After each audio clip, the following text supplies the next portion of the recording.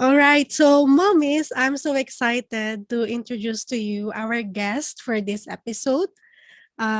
She is a solo nanay of an awesome and sweet 5-year-old boy, digital marketing head of the number one fastest growing e-commerce enabler in Asia, business owner,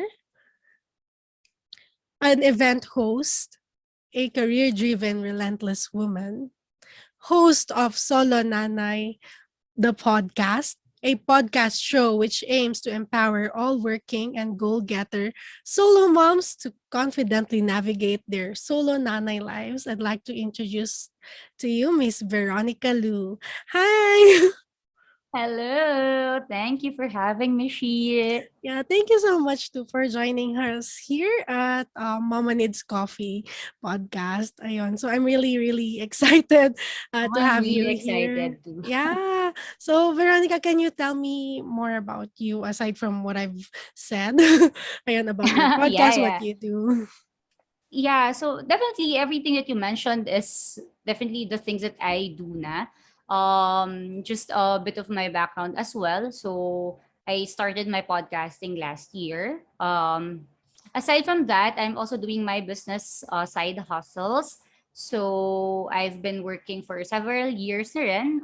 Been trying to also study coaching. Yeah, so in the future we'll be having more coaching things on Solo Nanay the Podcast. And as you mentioned no kanina, Solo Nanay the Podcast is really for all solo moms who would want to really trying their best to really navigate their life when it comes to balancing everything from career, dreams, life, baby, alam mo yun, Mm. kids, or even for those people or those moms that, still looking for a partner or a love in the future. So those are the things that the Solo Nanay the podcast really covers.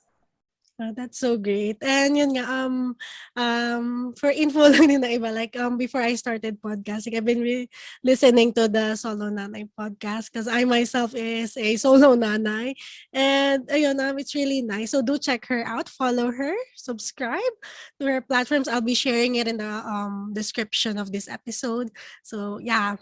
So Veronica, so we're talking about self-care isn't selfish or self-care is not selfish.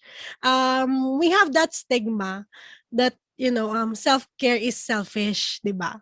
But we're Mm-hmm. here today to break that stigma, especially for moms. Oftentimes, like the cause of moms feeling guilty is when they're doing something for themselves, even just wanting a time off, from being a mom and just being me, makes us feel guilty.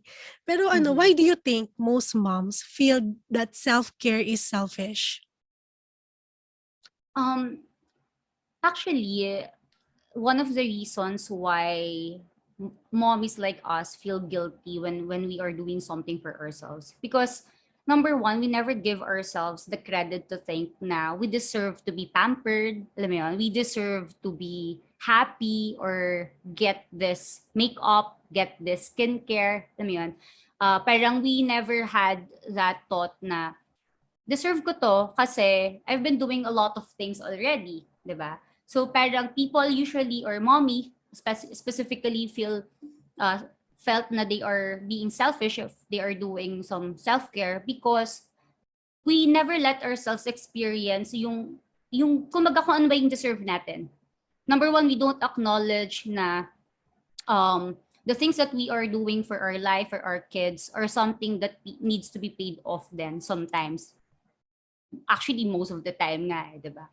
Kasi there are this, guilt feeling na kapag ginawa mo yung isang bagay na gusto mo, nane-neglect mo yung pangangailangan ng kid mo, right? Yeah. And I think partly since we are guilty of doing those things, most of the time we tend to blame ourselves for what happened to us, 'di ba? Say for example, you're a single mom as well.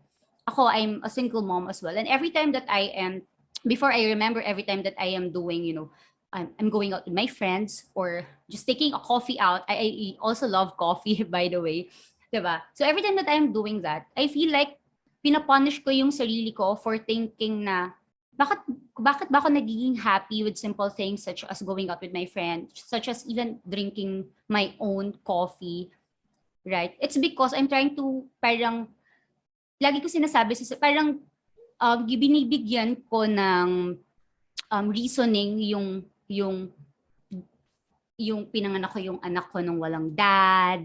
Alam mo yun? Parang Mm. sinisisi ko yung sarili ko for bringing this kid to the world, so I deserve to be punished by working so hard, giving this baby a good life because this person doesn't deserve to be na mahirapan, 'di ba? Right? So yung result nun, um na-feel natin na ang selfish natin kasi hindi natin iniisip yung kapakanan ng anak natin. Kasi lumaki tayo sa society. This is something that we wanted to break as well, like you mentioned kanina. Lumaki tayo na sa society kapag ang isang nanay, alam mo, inalagaan niya yung sarili niya or bumili siya ng makeup, bumili siya ng skincare, 'di ba? Parang minsan tinitigyan ng society na, ano ba itong nanay ito? Hindi niya parang walang kwentang nanay kasi ang ganda-ganda, tapos yung anak ang dungis-dungis. Di ba? May mga ganon. So, ang tendency ngayon for all the moms, parang ang nakikita sa mga old, yung mga past generations natin, dapat ang nanay, mukhang losyang, alam mo yun? Yung mukhang parang pagod na pagod sa life. And Yes. that's the reality. Yun yung parang even with movies, pag pinapakita yung mommies before, parang ganun yung itsura nila, nakadress, na parang pagod na pagod sa kakatrabaho sa bahay. And lumaki tayo sa kind of society na ganun, na nagkaroon tayo ng thinking na kapag nagpaganda yung nanay, hindi na niya inaalagaan yung anak niya. So parang with that, nafe-feel natin na nagiging selfish tayo kasi hindi natin pinapanindigan yung pagiging nanay natin. So, alam mo yun, it's really coming from the society, from from the past generations, and how we even think of ourselves. Yeah, I totally agree with you. Especially when you said na we don't feel na deserve natin to take care of ourselves or to still want things, to still dream, to still have those things that we've always wanted.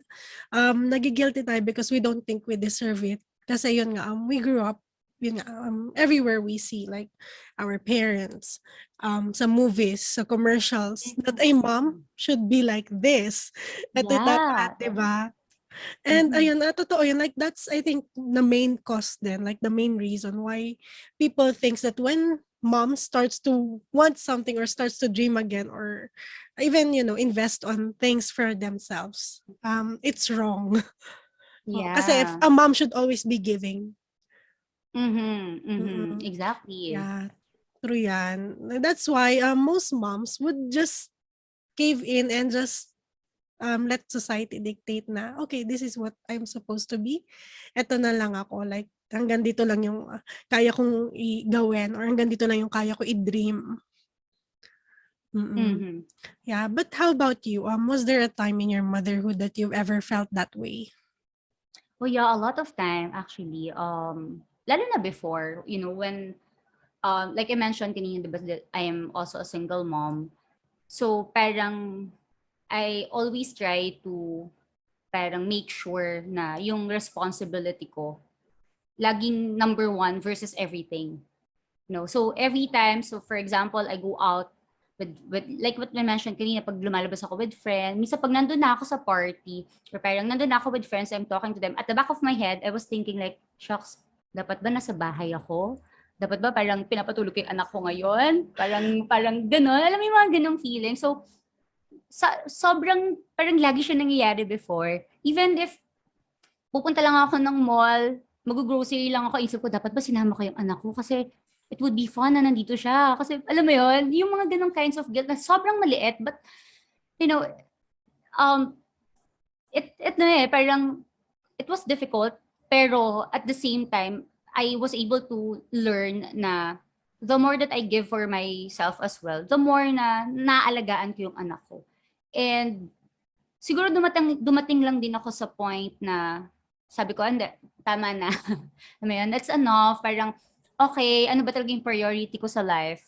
Priority ko yung anak ko, definitely. That's number one for all mommies, di ba? Priority talaga nating anak natin. But at the same time, paano naman natin naalagaan yung anak natin if we don't even know how to even take care of ourselves.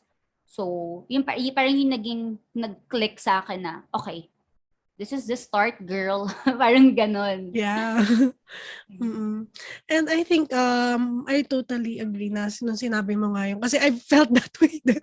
Like, when I'm just out doing, even I'm doing mom stuff, then grocery nga, errands, Yeah. you're paying your bills or you're at the grocery, isip ko like, okay sana kung kasama ko siya. Like, ba't ko ba siya iniwan? And gusto ko siya, like, Oo. I would call, like, there were times, ako yung sep ang sa kanya, like, ako yung tatawag, like, okay ba siya? Like, ganon. And there was one time, share ko lang din, that I was out. I was attending a parang self-development session. It's a conference, conference type siya. But yeah, I was outside and then they called me. My son is having a tummy ache. So sabi ko, do I need to leave this session that I paid for and nag-invest ako to go home para asikasuhin siya. Kasi I was in Manila and I'm living here in Santa Rosa. So that time, uwi na ba ako? Ayun yung unang naisip ko. And I felt guilty for wanting to invest on my self-improvement.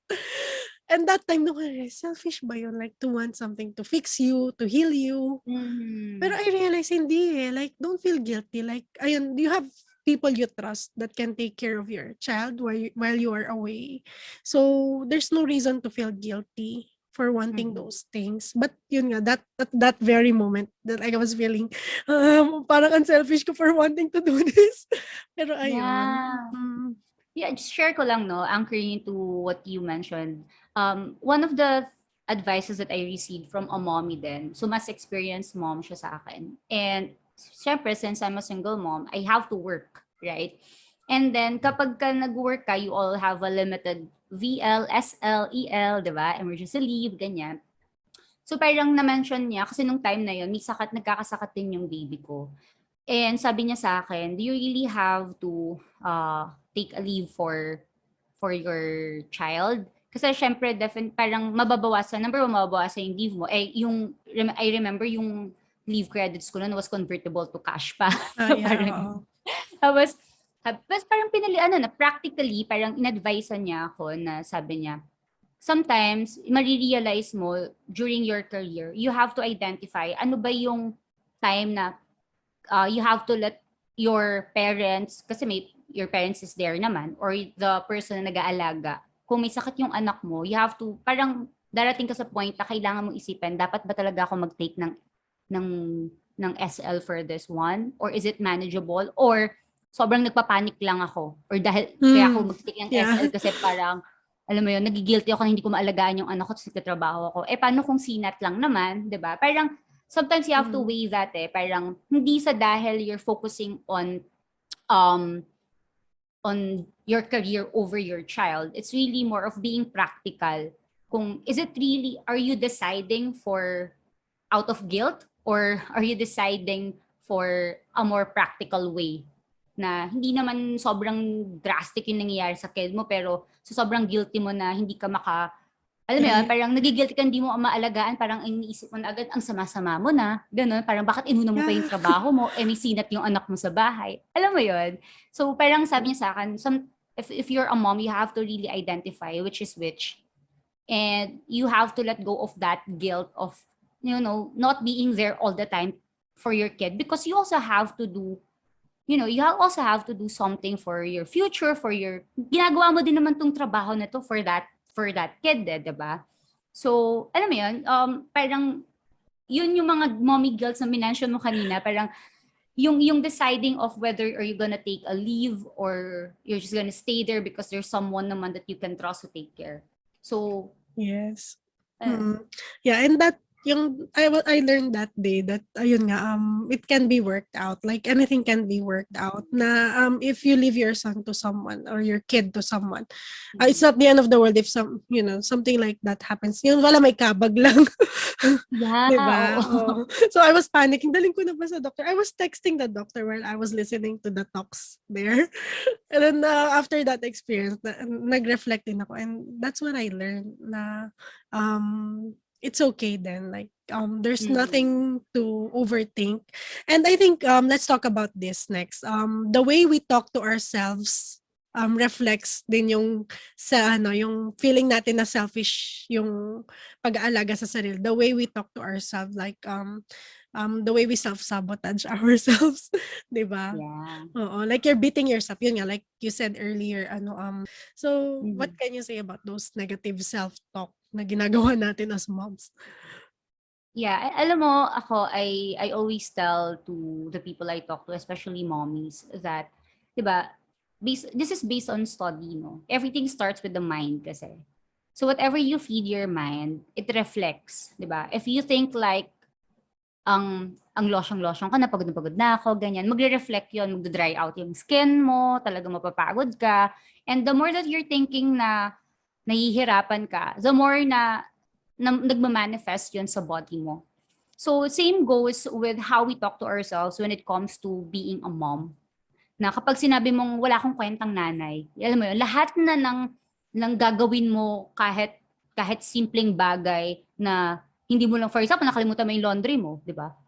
Hindi mo lang siya nasampay, right? So dahil lagi mong inisip na wala kang kwentang nanay, parang magma-manifest yun, Yeah. parang hindi mo lang nasampay yung laundry, wala ka na kwentang nanay. Di ba? Di ba? Parang yung lahat ng mga fini-feed natin sa mind natin, it reflects. And the way that we speak to ourselves and the way we look at so the way that we speak to ourselves is also the way we look at ourselves. And the way we look at ourselves is the way how people see us. Right? So Yes. kapag sinabi mong sa sarili mo, pangit ko na, or parang, alam mo yun, I'm so tired, nakakita ng tao yun, girl, parang nagdadry yung katawan mo, parang pagod ka. Kasi it reflects. Yeah, Right? that's true. So, kapag sinasabi mo na you're not a good mom, you're always trying to blame yourself for not doing Yeah. this stuff versus choosing this stuff, alam mo yun, the more na hindi ka magkakaroon din ng clear head to think of what's really the reality, ano yung reality, ano yung kailangan mong gawin in the moment, or ano yung kailangan mong objectively na decide on when it comes to your kid, when it comes to your life. So that's the ano eh, everything starts from the mind. So you really have to, learn how to take care of it. You have to be very aware of ano ba yung lagi kong iniisip, so that yun yung magma-manifest sa akin. If you believe in law of attraction, it's really Yes. true. It's 100% true, no? Parang even if you're not a religious person, 'di ba? It's really true. The other way around, if you say that you're poor, then definitely you're poor. Yeah, if you say that you're rich, eventually you'll get more abundant money, right? So you're speaking to the universe. Eh. Yeah, I totally agree. Tama yan.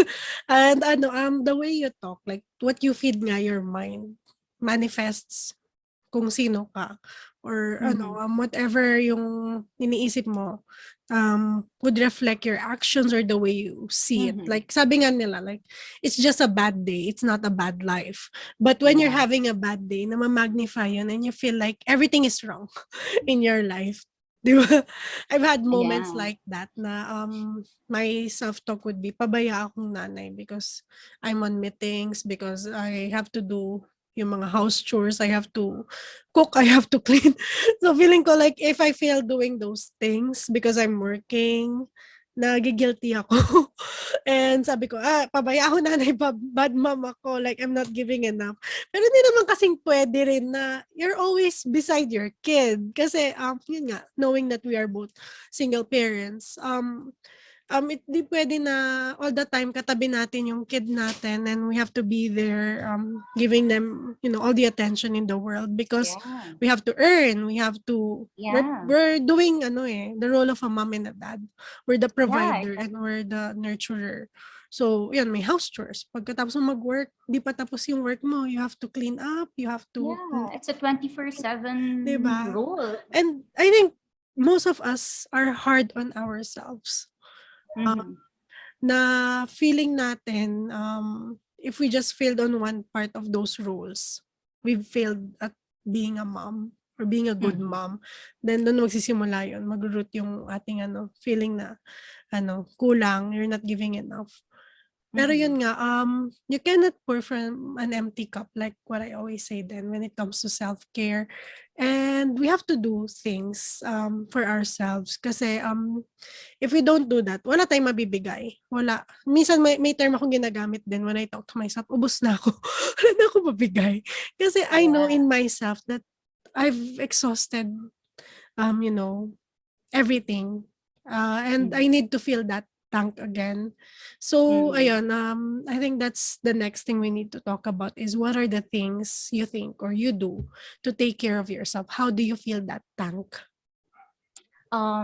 So I'd like to add something for that from what you mentioned. No? Sure. I've also read something like alam ba yung glass mo when you try to full the glass, usually umaapaw siya. So ibig sabihin, yung extra water that it comes out, you can also filter it for another cup, right? So it's Yes. like us being a mom, if we are trying to feed ourselves and fulfill something inside us and feel so loved, right? The more na makikita yun ng anak mo, the more na magiging positive yung parenting mo to your kid. Now, as for me, what I usually do to fill up my tank is, I love reading books. So I find time, I really allocate my time in by reading books.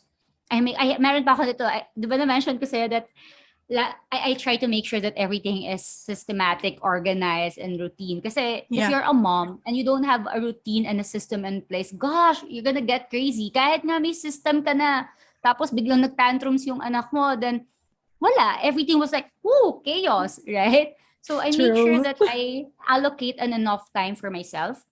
That's number one. By reading books that I really want. I also do physically and mentally a yoga and meditate. No, there are every week I make sure that I have my me time every Sunday afternoon kapag tulog na yung kid ko. Either papabantayan ko siya sa mom ko or I'll stay at home and then I'll do my own stuff by, planning for the week, having my coffee, everything that as long as I know na nag-feed siya, na-feed niya yung need ko as a person, I really make sure that I do that. Even mornings, I actually shared it to my podcast, how you can set your morning routine properly. And, if you're a mom kasi, parang, di ba, pagising mo, tas gising na yung anak mo, wala na.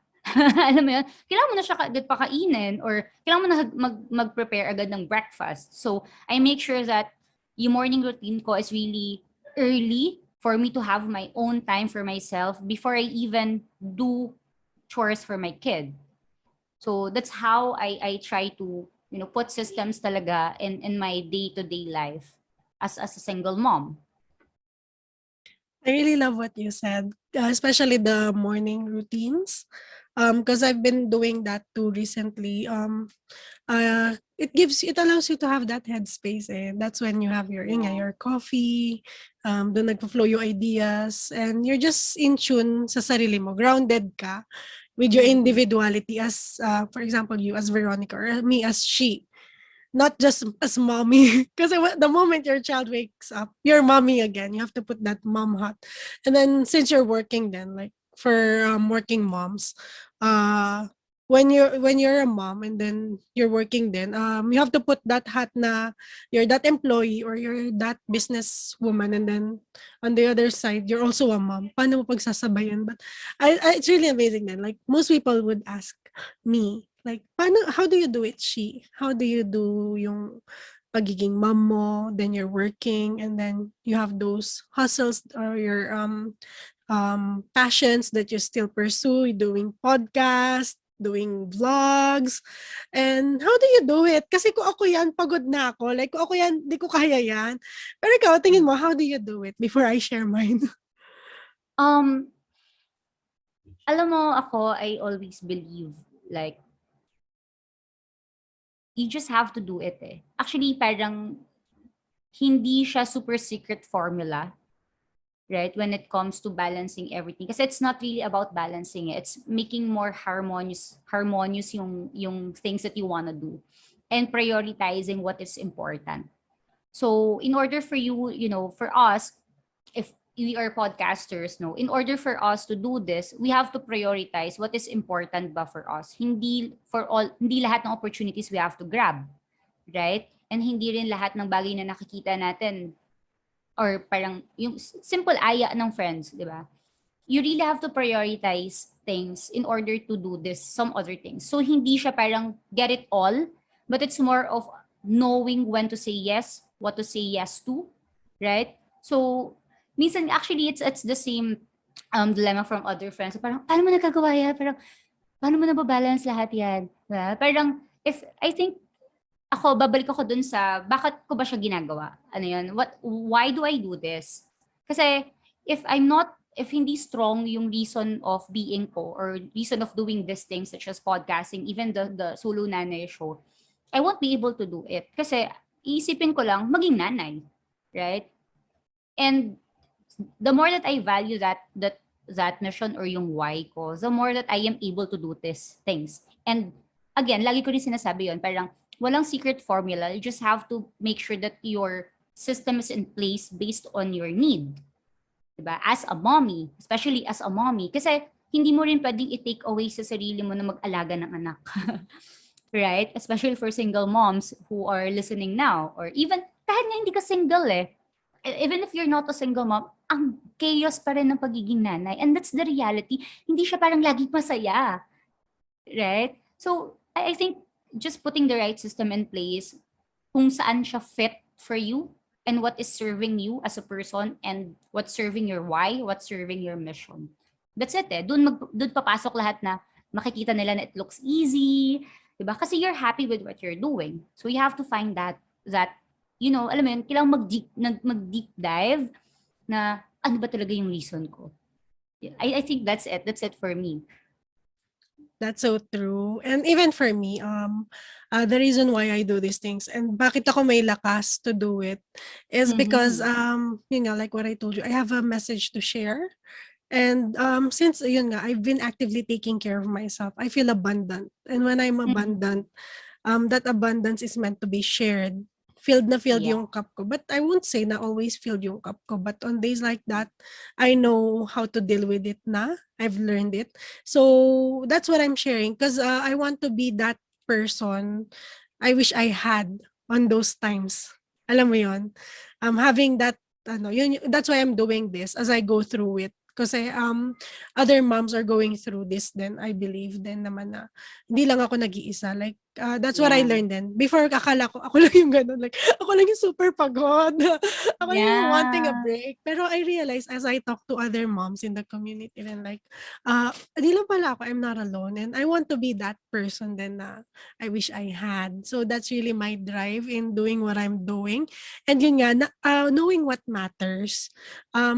It's not really, walang hack yan eh. Like, yeah, you could do all the time management, you could do time blocking, but yeah, there would be days it would be really like chaos. Pero Mm-hmm. you just have to accept and let go. Alam mo yun, like, Yeah. let go of things beyond your control.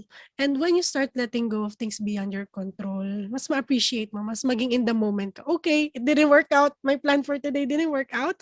Pero okay, let's just do it. Let's just face the day.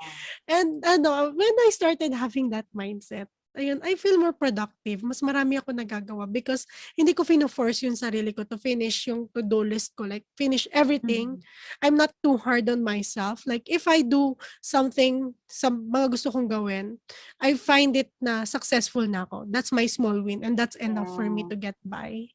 And ayun, that's why kaya ko siya kasi I have that fire within me, that motivation na ano, I know I'm busy, pero I'm gonna allocate time for things I'm passionate about because it also fills Mm-hmm. my tank. Ayun. Yeah, yeah, I love it. I love what you said Yeah. about, filling your Mm. tank and being easy on yourself. It's very, very important. We are all human being. It's not that superhuman tayo, right? So we Yes. have to learn to step back a bit and think of ano ba yung something na fill in at least kahit day in, 'di ba? Pag every single day ano yung nagfi-fill up ng tank natin in order Yes. to give that abundance to other people. So I love that. Yeah, and I think the next part, let me ask you, what would be your advice to moms struggling with self-care? Ano ba yung guidance na mabigay mo sa kanila? For all the mommies that, thinking of self-care is selfish, number one, start thinking that you deserve it, right? As she mentioned kanina, it's very important to fill up your tank in order to share that to other people, especially to your kids. Diba? Because if you cannot do it for your own sake, what more for your kids, right? So find the real purpose of why you also need to take care of yourself and start from there. Kasi doon nagsisimula lahat yun. Let's get away from the thought of I don't deserve it because we all deserve it. We've gone through a lot of for sure experiences. Yung pagbubuntis pa lang natin, it's very difficult na, right? So the more that we are giving ourselves to other people, especially to our kids, the more that we deserve that kind of love to ourselves so that we can, serve more, love more, and express more ourselves to other people. And for sure to your kids, but then that's number one. Yeah, thank you so much for sharing that. And totoo talaga yan. Like, I really agree with you.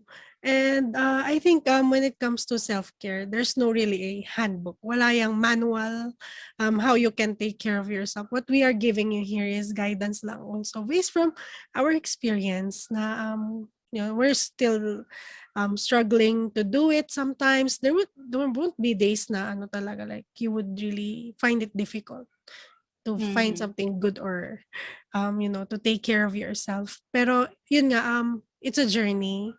Yeah. Walang end goal yan like it's a continuous process.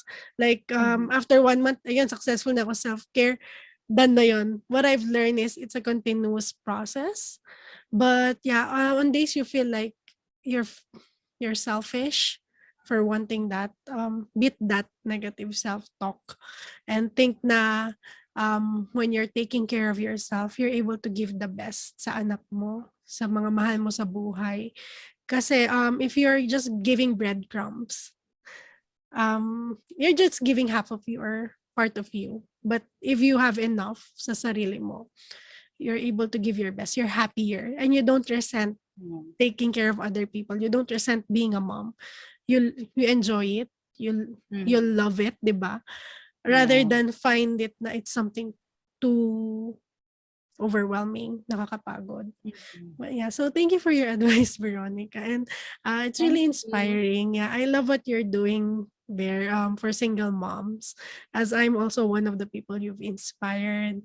And Oh, thank ayun, you. mm-mm. I just want to say, she, that you're also inspiring me right now to keep on doing things. And of course, as we, move forward with our lives, diba? The things that we're sharing to this mommies really is significant. And I'm also looking forward to have more of this with you. I love it. Yeah, totoo. Like it's something that should be talked about. Yeah. And I think yun nga, most people find it difficult to talk about it. Like I know there are Mm-hmm. moms that would just PM me or message me na asking for guidance then on those things because they're too scared to say it out loud. And Mm-hmm. these things dapat normalize siya na Yeah. ang moms okay lang mag-makeup, okay lang mag-self-care, Yeah. mag-pamper, 'di ba? And yun yung pino-promote ko din like okay lang yan, like do you. Kasi when you feel happy Mm-hmm. when makita ka na anak mo na, ay ang ganda ng mommy ko, fresh na fresh, 'di ba? And Yeah, makita yeah. nila na they'll also take care of themselves kasi that's Mm-mm. the beginning of patterns din eh. So we're breaking those patterns na kapag mommy dapat always hardworking, always pagod, always losyang. No. Ayun. So thank you so much. I'm really happy to have you sa podcast ko and Thank the things that you. we've shared are really valuable. And I hope to all the moms listening, even all the parents or if you're not yet a parent, you're taking care of someone, moms of all sorts, kung tawagin ko, na nakikinig. I hope you learned something from our episode today na it's okay to take care of yourself. It's not selfish. So, may mantra kasi ako on my podcast. So, sige, ang mantra natin today is, I take care of myself to give my best to the people I love. Yeah, I love it. Yay! Ayan. So, yun ang ating mantra, mga mommy. So, thank you very much for listening to this episode of Mama Needs Coffee podcast, Self-Care for Busy Working Moms. So, I'm She, and My name is Veronica. thanks for listening. Bye!